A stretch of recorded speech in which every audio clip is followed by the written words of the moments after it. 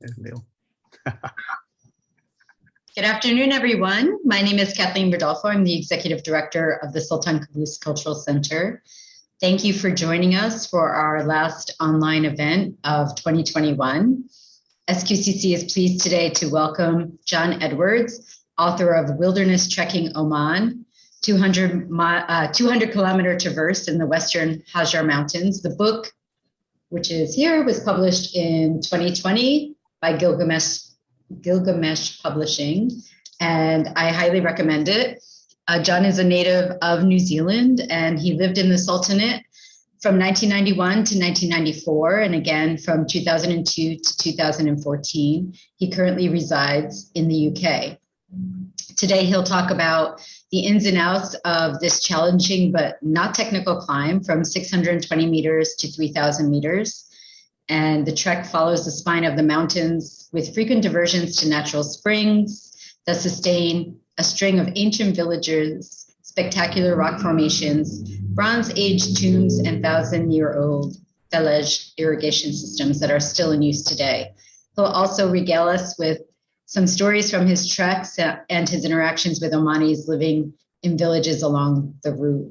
Please join me in welcoming John Edwards. John, the floor is yours. Thank you very much. I'll share my screen.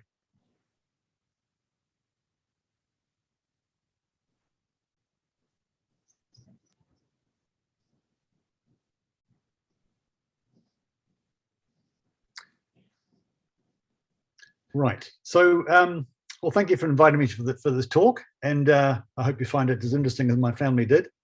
My family was a big part of this, so I'd like to start with picture of my two kids. They just climbed 1,500 meters up a cliff.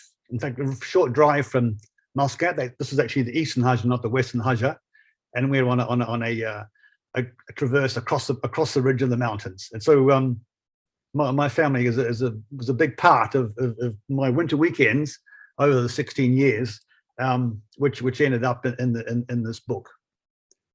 There's my wife, comfortable on the needles under a juniper tree.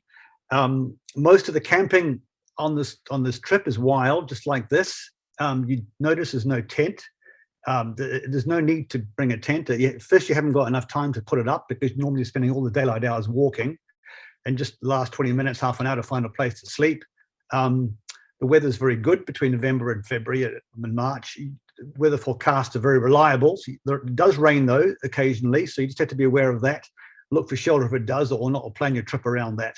All you really need is a warm sleeping bag and a bedroll, as you can see.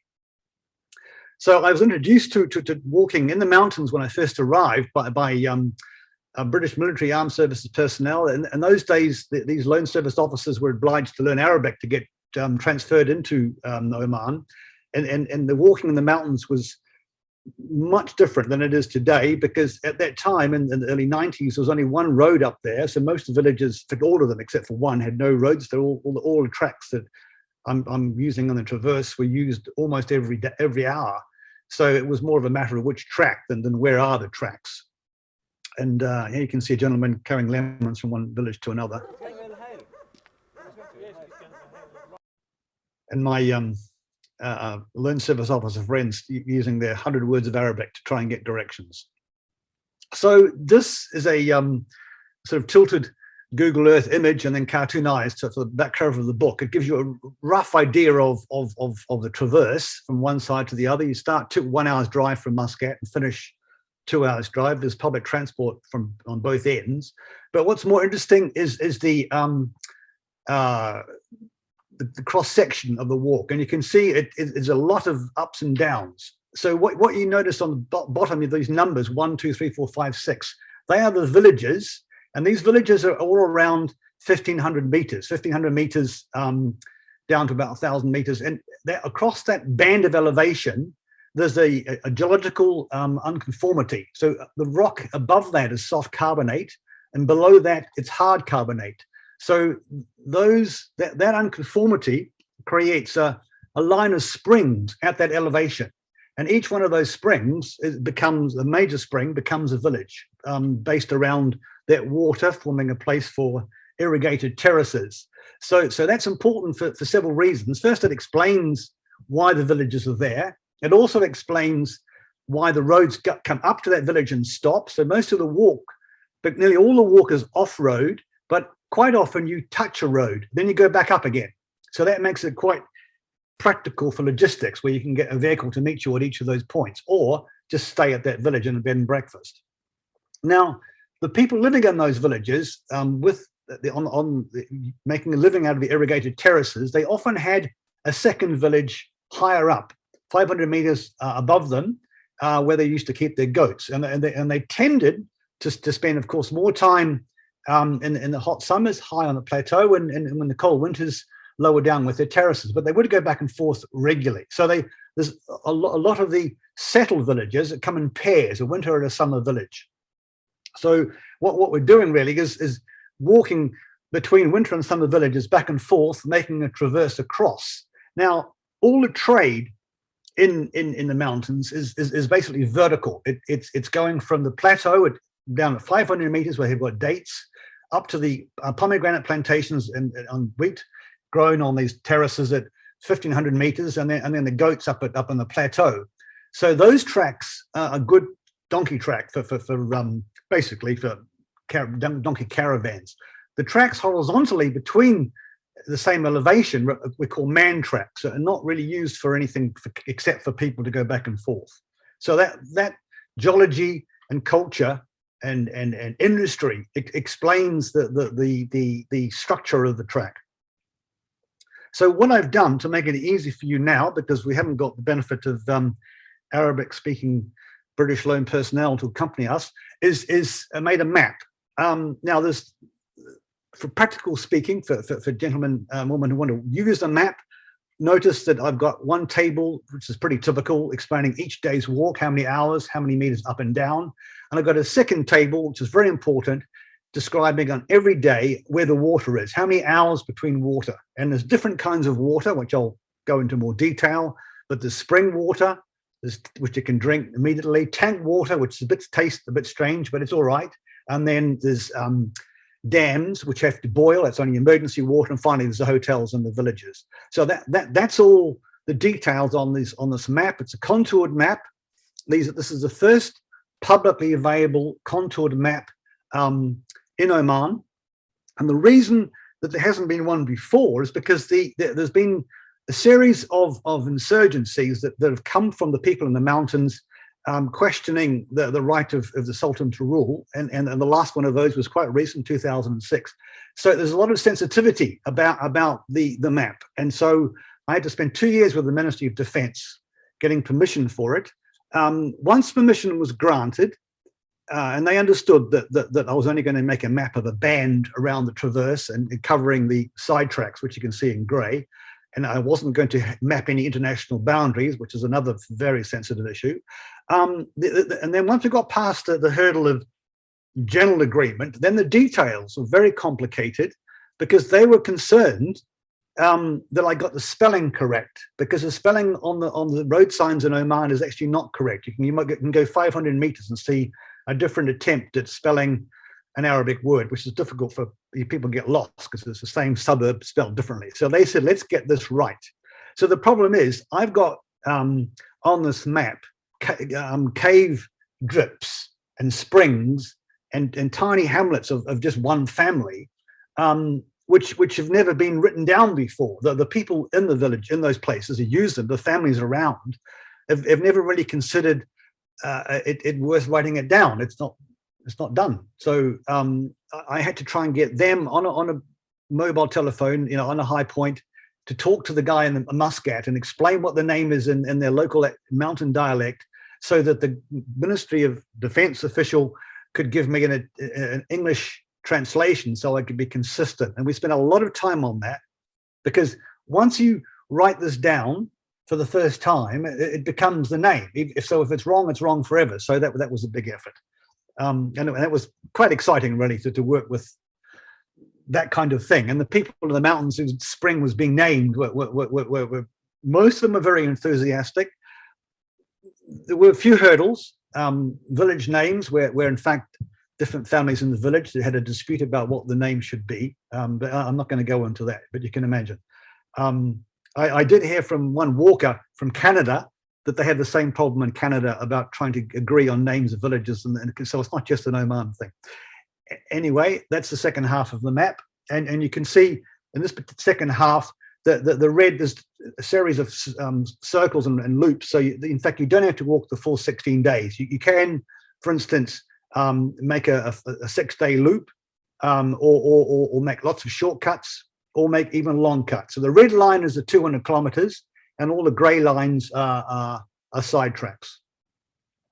So my ambition with this book, I'm not a commercial author, unlike some of my companions. No, I'm just doing this for fun. But the main reason I want to do it is I am very aware that there's a lot of very beautiful and ancient villages that are in the process of being abandoned right in front of us, and they've been there for 1,000 years or even longer. In fact, some of them have been there since 200 or 300 AD when the Omanis first came from Yemen, and they're being abandoned for the same reason that we're getting villages abandoned in Wales and Scotland and Northern Ireland, because people don't really necessarily want to live away from the urban environment anymore. It's difficult to live hours drive, and so what has happened in the UK, which has worked, is the government has put money into long distance tracks that enable people to walk from village to village and stay in bed and breakfasts and effectively create enough business to keep some of those villages going. And the best example is a Southwest Coastal Trail, where the European Union put in a small amount of money to fix the trail, and they came back 5 years later to see what the effect was, and it turned out that 5% of the tourist spend in Dorset, Somerset, and Devon and Cornwall was coming from people spending overnights on a long distance trail. So my idea was, well, let's do the same in Oman. Let's get people to walk between these villages and use the bed and breakfast, hot water and food and sleep, and create income for enough Omanis to resurrect these old houses and keep the system going. So that's really what this is all about. So that's one example. There is a road now to this village, but it couldn't actually get there. So it's a kilometre away. So the people who used to live here moved a kilometre and built new houses, and the village slowly was completely abandoned until they resurrected it with a bed and breakfast. And so this is on day 3. This is one of the examples. So what I want to do is get people to come and use this facility, because it's a 2-hour drive to get here. There's not much to do when you arrive, but if this is your end point of a day's walk and you carry on the next day, it's fantastic. So this is some more villages. This is one that's completely abandoned. This could easily be you can see the roofs are intact. The place has not yet fallen down.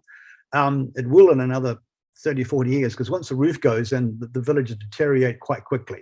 So I'm hoping that people will step forward, Omani families will see the success of other villages and convert this place into a bed and breakfast as well. Perhaps not the whole village, but just a few houses.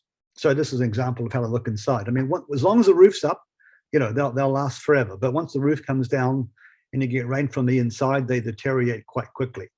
So now I want to talk about the practical issues. Tracks.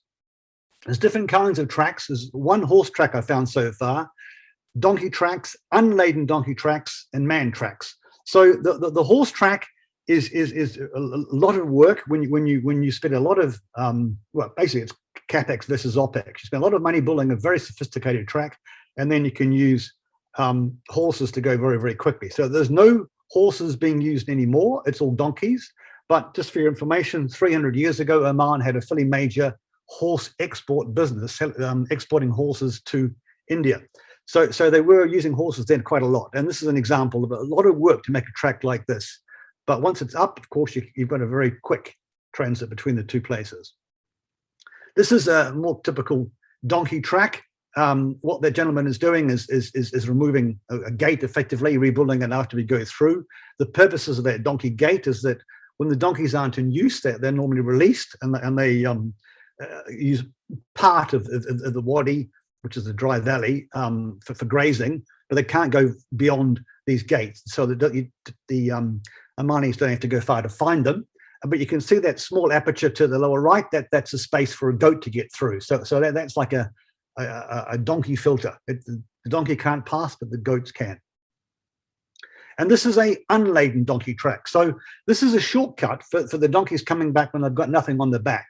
So the issue with a donkey is it's got no knowledge, and it can't possibly have any knowledge of the height of the load on its back. So if you take a donkey underneath an overhang like this and it's got a load, it's not going to know. It's just going to walk in and get stuck. So obviously this is only for an unladen donkey. So it's just a shortcut. Now it actually is quite, that track is quite steep. I mean, I'm not allowed to show you the picture, but when my wife went up this particular track, I mean, she was on her hands and knees, and so but the picture from the back wasn't very flattering. So I'm showing you the one of the donkey instead. Stop smiling, Neil.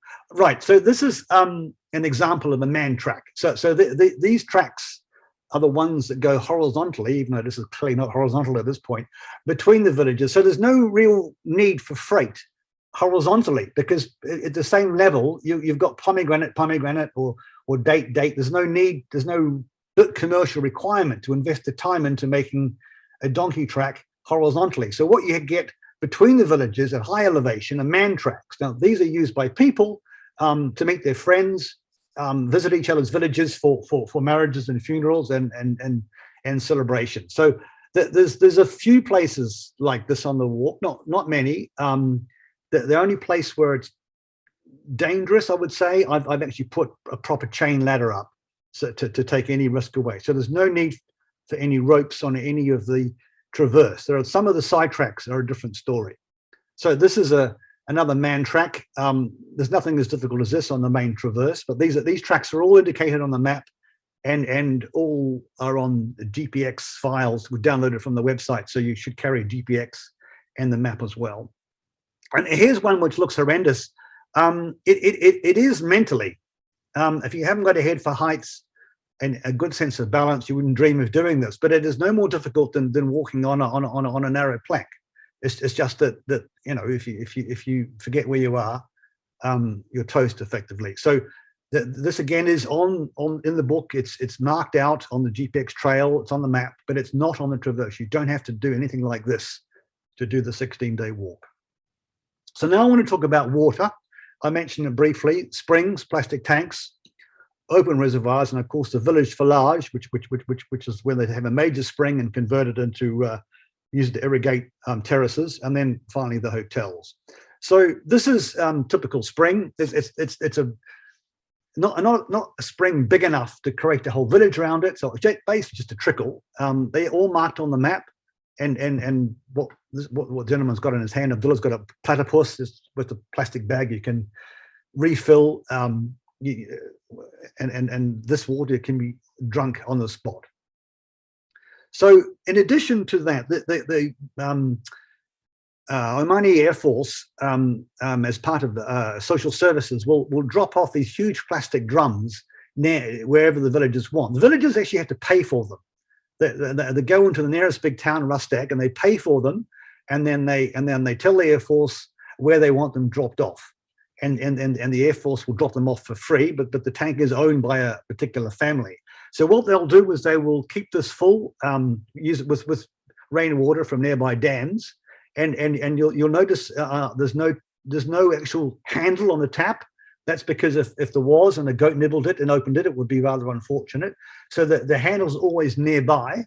You can see it's just poked up in between two of the stones on the center left, lower center left of the picture. So a traveler is welcome to use this water to drink and to cook, but not to wash. There's always lots of water. It does taste of plastic because some of it could be here for months.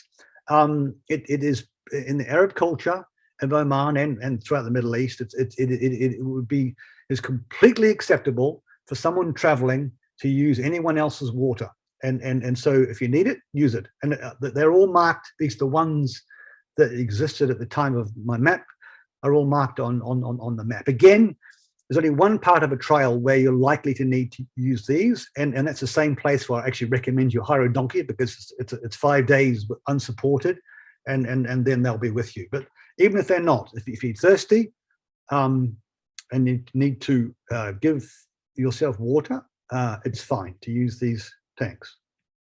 Now, the third source of water, these open dams, you can see it's in the foreground. It's got a fence around it. The fence is to stop the goats getting in, but somehow they normally do. This kind of water looks green. It doesn't look inviting. I've never drunk it. Well, actually, I did once, and I didn't get sick. But it's not intended really to drink. It really is for the animals. But if you need to, you do boil it, filter it. It's fine if you're stuck. So these are also marked on the map. Water is important because that's really the only thing you can get wrong, really. I mean, you can't get lost with the GPX and the map, but you've got to keep hydrated. Now, I want to talk about the climate. I just explained that you don't normally carry a tent. It just takes too much time to find a place to put it up. The most comfortable place is to sleep, and normally in an overhang where you've got dry dust, or a cave where they've actually fenced it off and kept goats, and the dry goat poo makes a very comfortable mattress, or under a tree where you've got juniper needles. So you just have to watch the weather. The weather in winter from November through to February is very predictable. The weather in summer is very unpredictable. So you're not walking in summer, not a problem. If you're an expatriate in summer, looking for a wadi swim in the middle of summer, blue sky, and then there's a downpour, no warning, and there's been not lots, but there have been a number of cases of fatalities. So summer is a flash flood season, which is the fringes of the monsoon, which are completely unpredictable, according to my Air Force friends. But winter, weather forecast, brilliant. So this is what happens. It doesn't normally rain that long, and it only typically rains every couple of months. This is a waterfall just instantly appeared, and as long as you are not sleeping underneath that, you know, it's fantastic, and it's really exciting. So this is a video I took in Wadi Naka, where it was just a short storm. They lasted 30 minutes.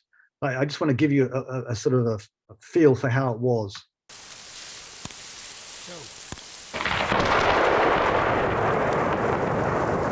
I hope you can hear that thunder.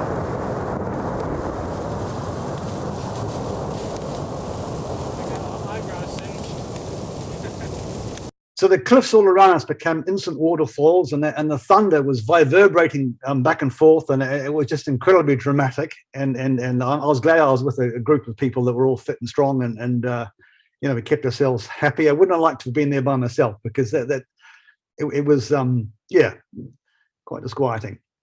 So it also snows, and there's my Omani friends, Muhammad and Abdullah, just playing with the snow. In fact, it can actually stay for a couple of days on the mountain top, and the snow you're seeing here would be gone by midday.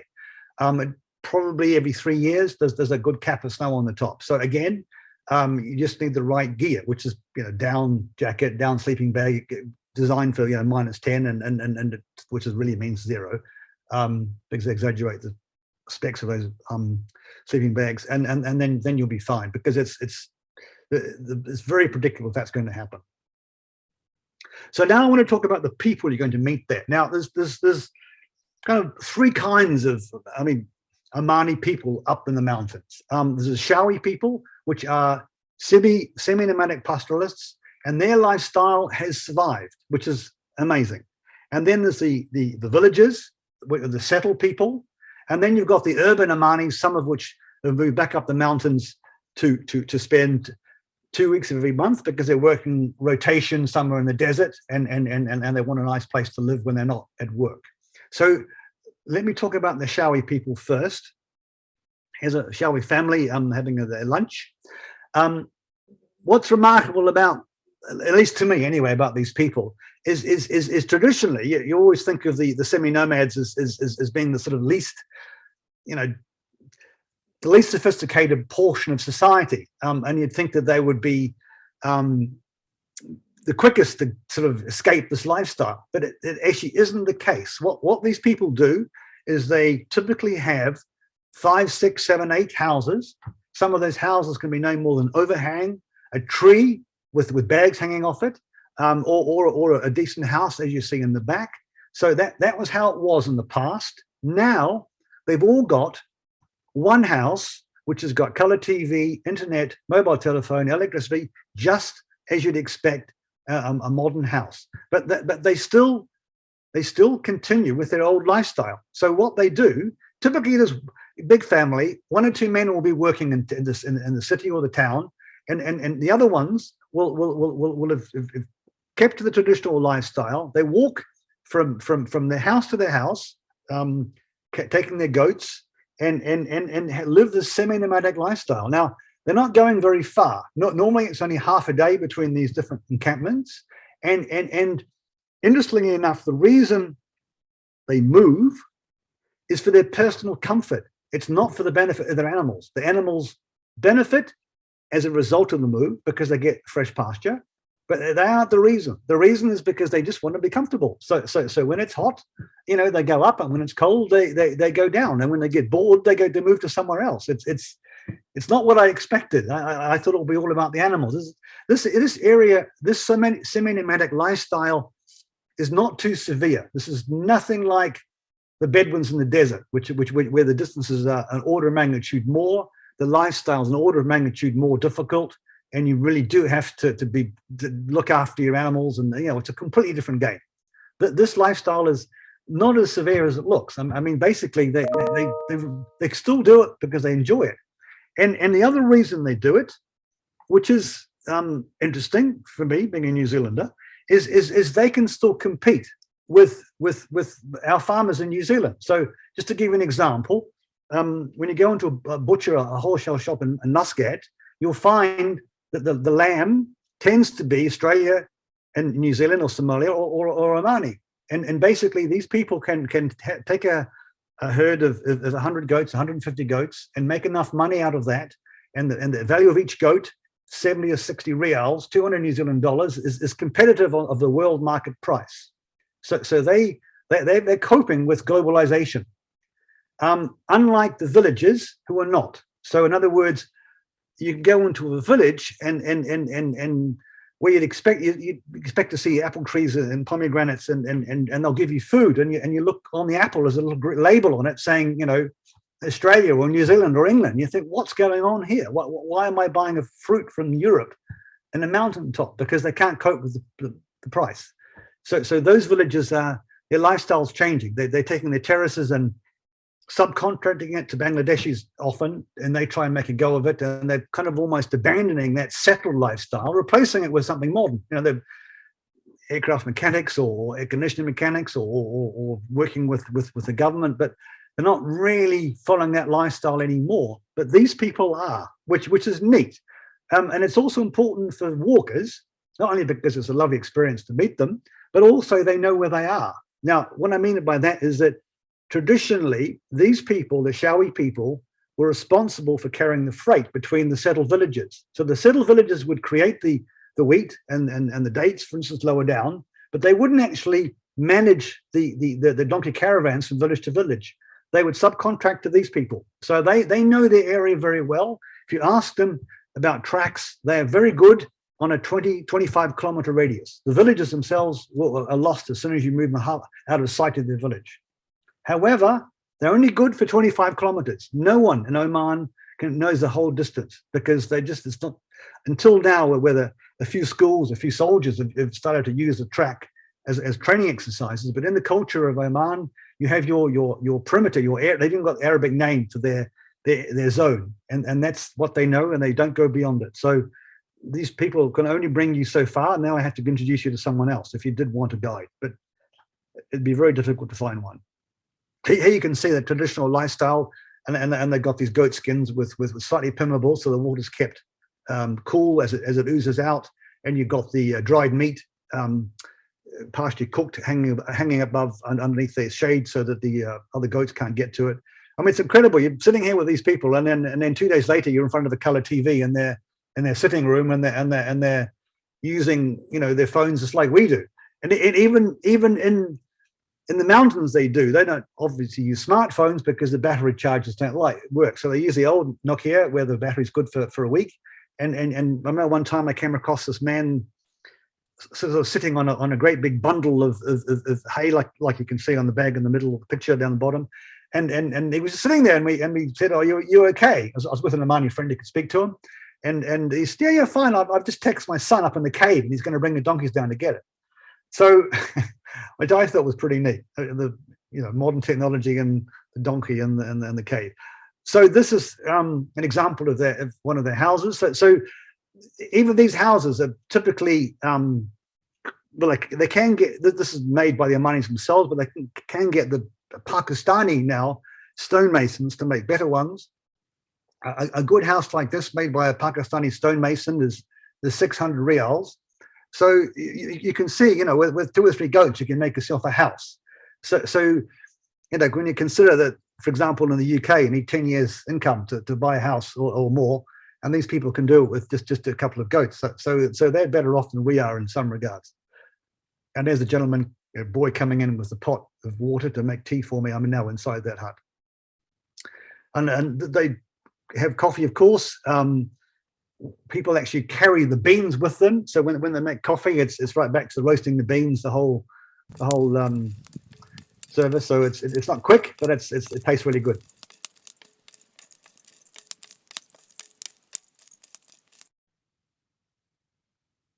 And also there's still craft going on.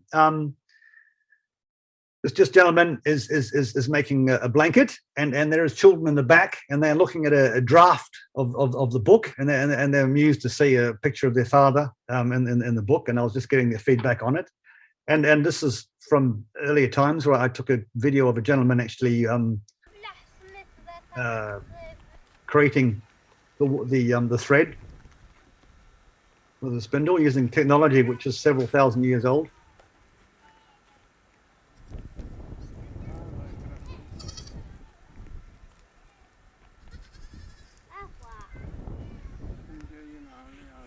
So these sites are still very common.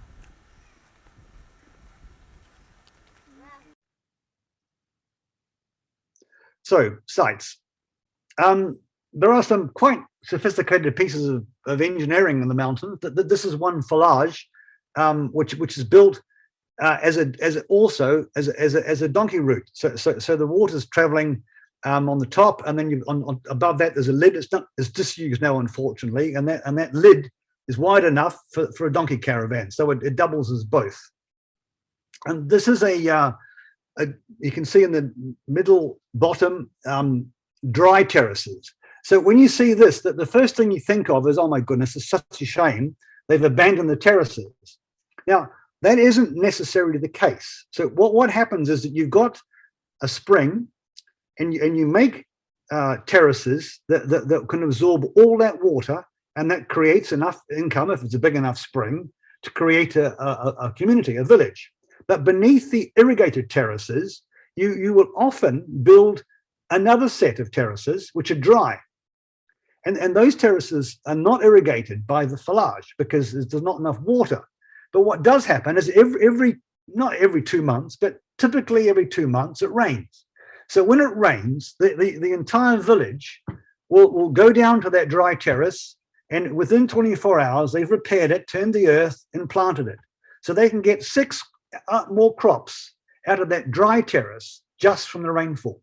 And that technology, the idea of just stormwater diversion, is the basis of irrigation in Yemen, where these mountain Manis came from, and the permanent water spring system is kind of new for them because of Oman. And the reason they didn't do that in Yemen is because they didn't need to. It rained not every 2 months, but every week. So this is again, and I'm going to talk about this later on. It's an echo of Yemen. This idea of having a dry terrace and just doing it when it rains. So when it rains, when it happens, you get all the men, all the women, anyone who's old enough to dig, to fix it up and plant. You get 24 hours or even 48 while it's damp, and then you get a crop in addition to the irrigated crops. So here we have clearly an irrigated crop with wheat and dates. Now this is a wolf trap. So this is another interesting story about the Western Hajar, which is unique to the Western Hajar, not the Eastern Hajar. So in the West, they have made the wolf extinct, and that's happened in the last 50 years. Now, I know that's sort of not really the dumb thing these days to make big mammals extinct. Only extinct in this region. Obviously, they live elsewhere. But their motivation of making them extinct was it would make their animal husbandry more efficient. And I'll give you an example of that. This happened in England in the 12th century. The king decided to get rid of the wolf, and he gave the instruction, I want no more, I want all the wolves killed. And that's what the English did.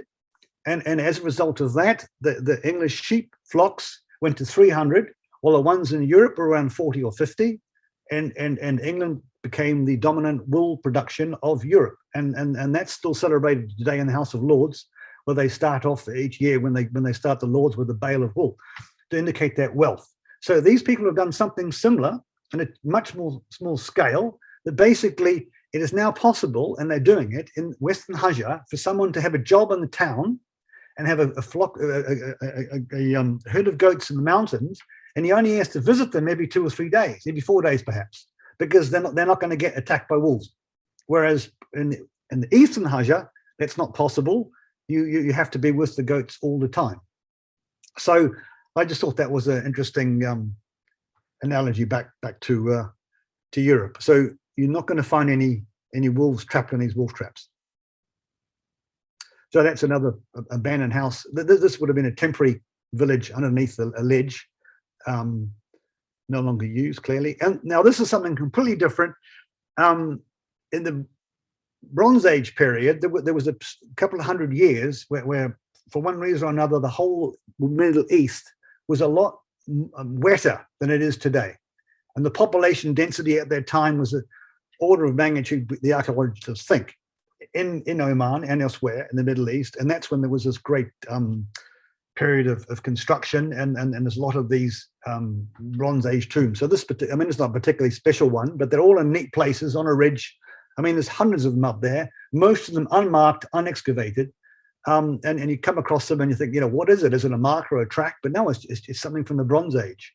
There's famous ones, the beehive tombs, but which look really dramatic. But these are in the middle of nowhere, and you come across them and you realize that no one has been inside them to see what's there. There's probably nothing, but it's just pretty neat.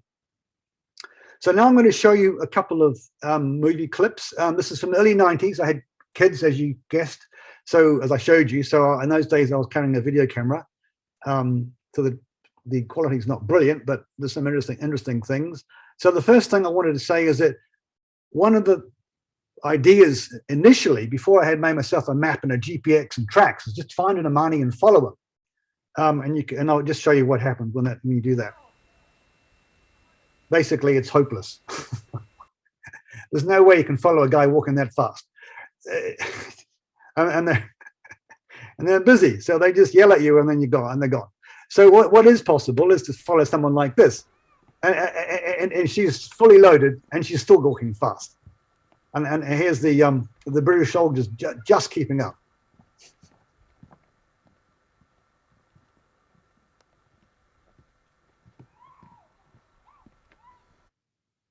So this is a video clip from a village. I'll give the background first. So first, I want you to notice how the women are dressed. Secondly, how they got wearing a lot of jewelry. I'm showing their faces. I went to this village recently with this video and asked permission to take some extracts from it and put it in the book and show some of the video clips. So they went through it, and they're very excited, particularly the young children who are now young adults, and they told me that this woman and this woman were dead and was fine. I could do anything I liked with their images, but these other women were not dead and did not want me to show the images to anyone outside their village. Even the next village, no. But within the village, yes, please send me the video, which I did, so they could put on their smartphones and show it to each other. So that was interesting. Now I just want you to notice how they're dressed and the clothes they're wearing.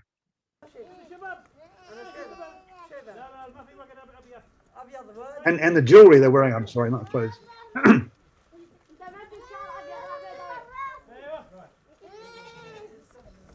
Let's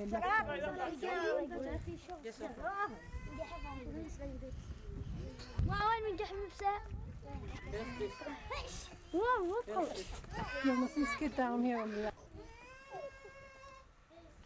So southern though, Bill. Yeah.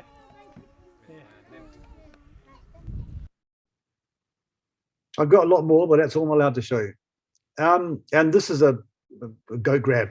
This is actually at a dam that's being a storm surge dam, which has been built by a combination of Omani Indian labourers. So they're having their lunch, which I was invited to join.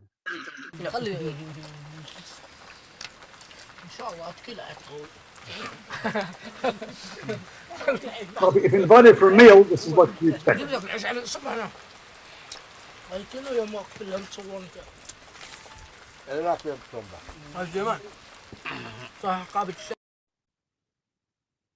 Now, this gentleman is in Wadi Naka.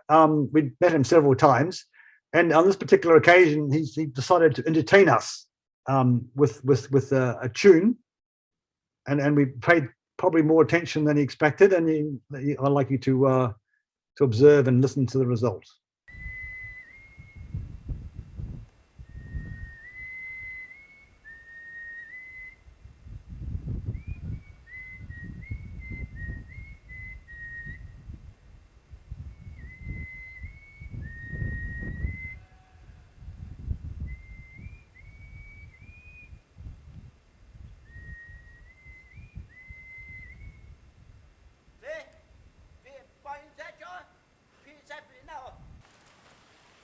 So he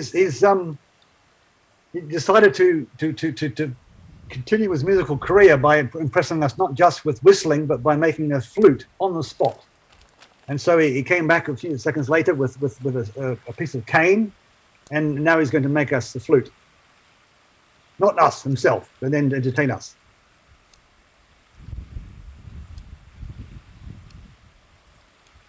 This is an economy version, right?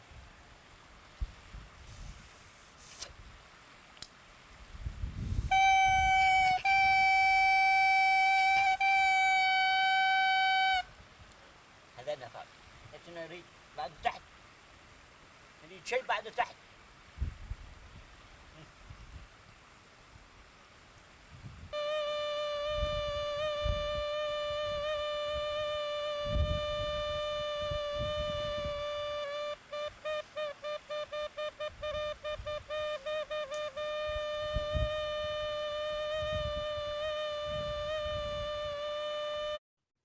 And this is another gentleman. I took a quick video of him having his coffee.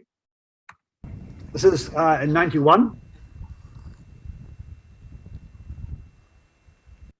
I know where I was exactly. I went back. In fact, I did this on a number of occasions, but this is probably the most successful of these attempts. And here he is, 29 years later. He was very, very happy to have the picture of him, which I extracted from the video. And I told him I wanted to take another picture. And so he insisted on getting dressed up in his best clothes and everything. And so there he is, very proud of himself 29 years earlier. So that's all about the track and the culture and everything. I've got a few one other main point I want to make, a couple more. But one of them is about this so-called Persian steps, because when you're in Oman, the Omanis and the expats will tell you that these wonderful steps are Persian. Now, they're not. And the reason they were called Persian is because the British, the first British to get there, around 1820, 1830, that they had a tough time going into the mountains. It was so dangerous that they arrived, this is the British resident, they arrived really on the aftermath of a civil war, which was still going on. So for instance, one particular resident spends 5 years waiting for a lull in the fighting to go up the mountains. And in the end, he could only go up in summer at night. Otherwise, it was unsafe. And when he went up, he saw these wonderful steps. And he had decided that they must be from Persia, because he knew that the Persians had occupied the mountains 1,000 years earlier for a brief time. And of course, the British were fascinated by Persia and everything there. And they just assumed that anything sophisticated in Oman must be Persian. So they called them Persian steps. And the name stuck even to the point now where the Omanis think they're Persian. They're not. So I just want to give you an idea. This is a picture of Billet Sate in 91. It was one road there then, and it's pretty much as it was before, with houses on the hilltop and terraces below. The 7 springs of this particular village. I just want to have a look at how the village is constructed. That's another one from Oman. And now I want to show you some tracks from Yemen, taken at exactly the same time, in the mountains about 100 kilometers northwest of Sana'a, in an area where the village names and tribe names are the same or similar as Oman. So the likelihood is that the Omanis who came from Yemen to Oman came from here. And there is no record of any Persian occupation of Yemen. And these paths have been recorded by the Romans. So it's not as if this is taught by anyone else. So this is the terrace structure. Now, it is more sophisticated than Oman because I've got about 10 times the rainfall because they're 1,000 meters higher. So I'm only showing you this to give you an idea that the people who came from Yemen did this by themselves, no Persian help. So I don't think they needed any Persian help to create what they've created in Oman. It's Omani steps and Omani terraces, not Persian at all. And the other aspect of the British reporting of Oman, which I'm talking about the 1820s, 1850s reporting of Oman, is they claim to be the first Europeans to reach the mountains, and I don't think that's correct. The Portuguese occupied the place 400 years before that. The mountains were in sight of the coast where the Portuguese had their forts. So I spent some time with a archivist in Lisbon looking for evidence. The Portuguese did go up the mountains, and in fact we did find stories of a Portuguese expedition to a silver mine in the mountains. So I think we can disregard the British claim that they were the first up Jebel Akhdar.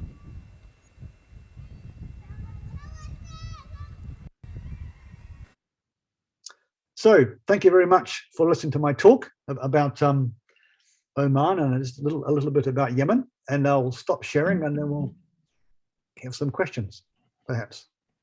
Thank you, John. I'd like to encourage anyone who has a question, please just type it in the chat and we will get to it in a moment. Again, I really can't emphasize how great this book is, Wilderness Trekking Oman, and it is available for those of you who are living with access to Amazon, as is, I suppose, much of the world these days.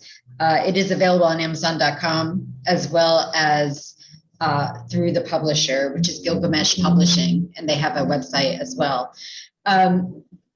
John, the book is so great because it lists how to find guides, guest houses, what to pack.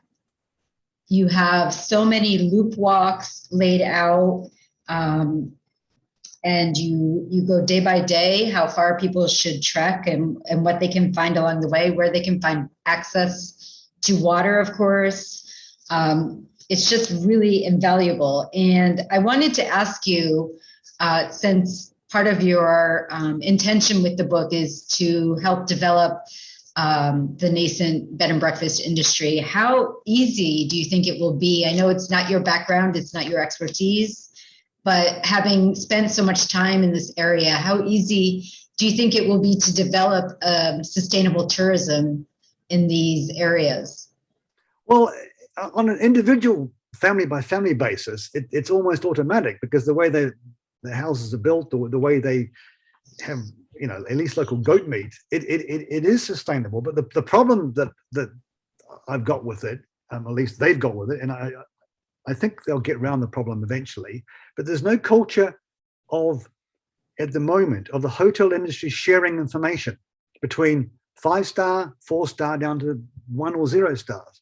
So for example, in the UK, you can go to a government website, a local council, not Westminster government, it's just a local borough councils, and they will contact all of the bed and breakfast and basically hospitality industry all along the track, and they'll invite them all to give them pictures and descriptions of themselves, and they'll put together a a brochure and a website, so someone can basically plan their walk and look at all the different hotels, and each hotel or bed and breakfast can share information back and forth, and so they all cooperate with each other.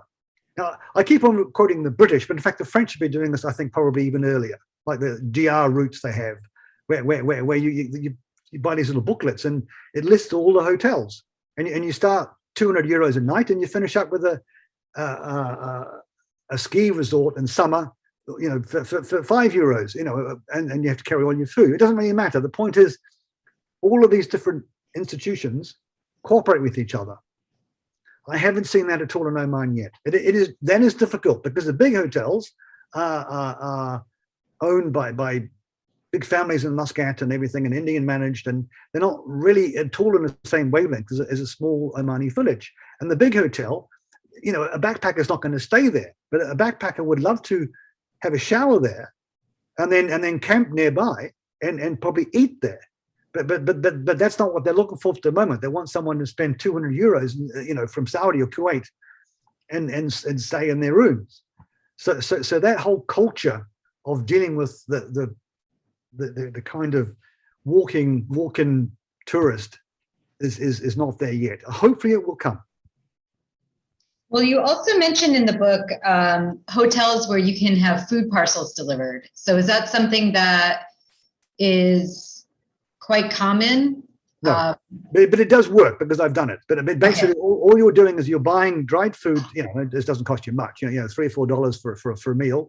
So you put together 10 of them and put it in a bag and just use the post office and book a room, and then so they and then when you get there, don't use the room. Just grab your mail. I mean, you're just using it as a post box. I have a meal, otherwise they're going to decross. But I'm not suggesting you sleep. But that works because, and you ask them to email you back when they've received the package. So surprisingly enough, it takes, give yourself a couple of months, 6 weeks, to get the stuff there and be sure. But yes, it's possible, and I've done that because it's a lot cheaper to do it that way than have a driver drop it off. I mean, if you're in a big group, you can share a transport system. But if you're by yourself or a couple, it's not a cheap holiday if you're going to have someone in a 4-wheel drive dropping off food at 6 different places. But if you do 6 parcels, it doesn't cost you hardly anything, and it does work. It's good to know. We have a question from Andriana. Where was your interest first peaked in this project, and how did you go about finding funding originally in the 90s? Maybe you can explain a little bit what led you to arrive in Oman, and that will help. Well, I was sent to Oman actually by the company I worked for. So my time in Oman, my reason to be there was nothing to do with this. This was just a recreational thing in the weekends, because wherever I go, I like to make the most of the country had to offer, and this is what I found most exciting about Oman. So it was only after I left that profession and came and finished building a house here in London out of a warehouse that I had time. So I spent 2 years on this project, of which 3 months was in the British Library doing all the research for the historical bit in the front of the book, just something to read in the long nights, and the rest of it in Oman itself, resurveying, because some of the earlier walks I hadn't surveyed with a modern GPS. And so I had to go back and do it again, and also discover more tracks, and also buy the chains and hire the donkeys and put the ladders up so that to make safe a couple of places that weren't safe. So it's really 16 years worth of winter weekends and 2 years solid work. But again, it was a fun project. I got a pension from all my years working in the desert, so I'm not expecting to get any money back for it. In the book, you mentioned using Garmin, or in America we say, I think, Garmin, for your GPS. But have you any knowledge of whether something that is available like Google Maps on the phone, if that works or not?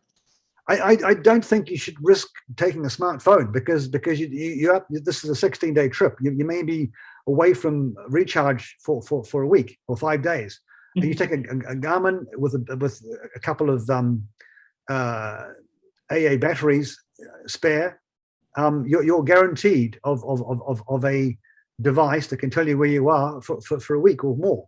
So bring your phone, yes, but only use it when you need to call for help. Don't use the phone for navigation, because it'll unless you're taking a solar panel. I mean, I have seen people with a solar thing on the back of their packs and they charge up the phone. But it's better really just to have a cheap Nokia phone for emergency calls, which again will last for a week, and a Garmin device for navigation, and bring a smartphone, for your calls back home. Don't use that for navigation or emergencies, because you just can't trust them. Not after a week out there.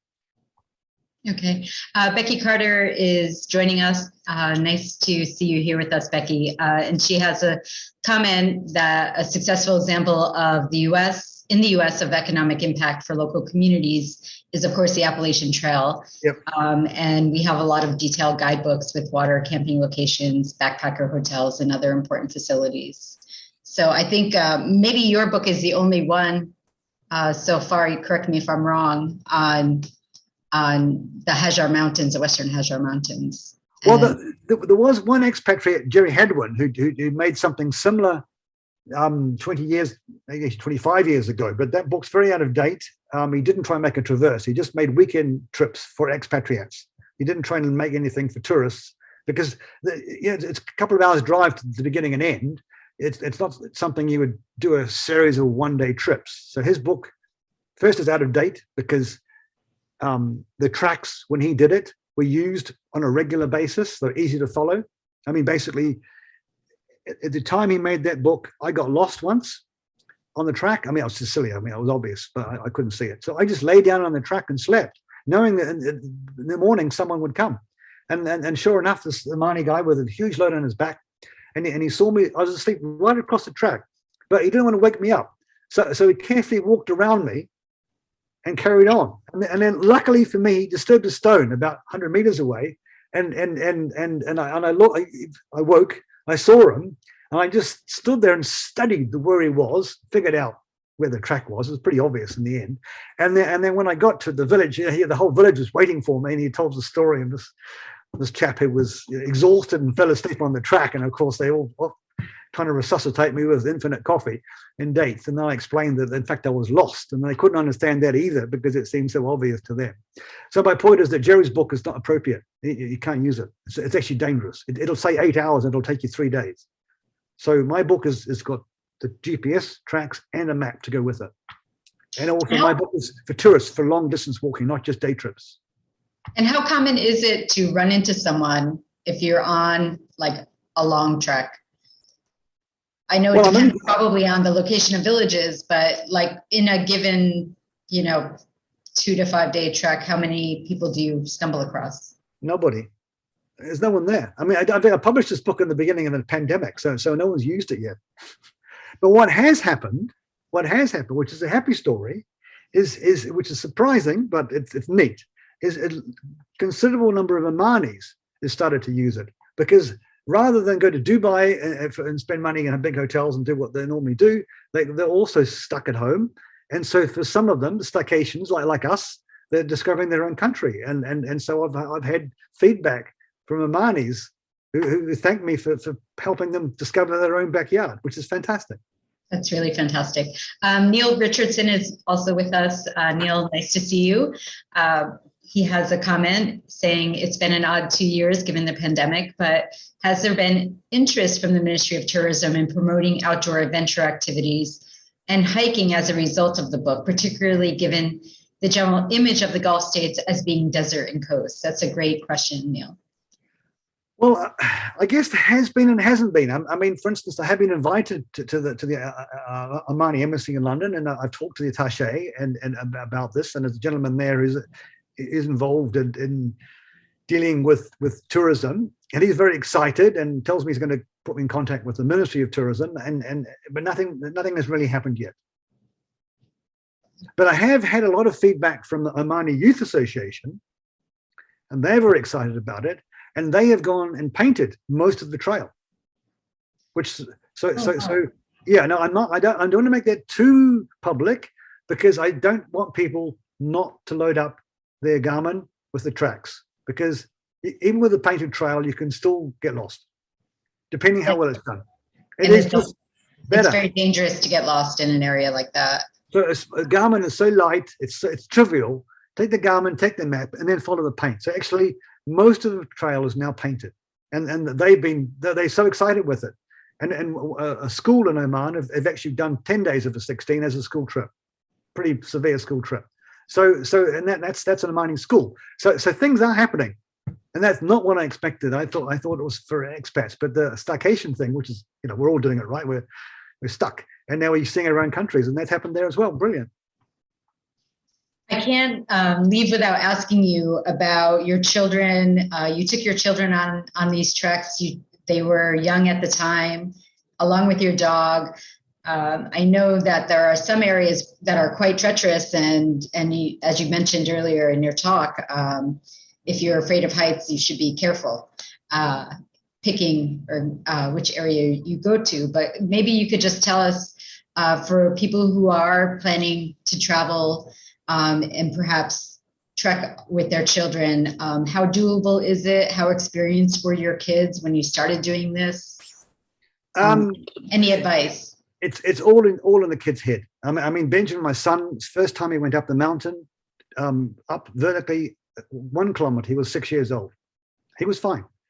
My second daughter got a bit overheated, but because it was pretty early in the season, it was actually in October. We should have waited another month, but they were fine. I mean, my oldest one and my youngest one have been taking up walking, for their own pleasure.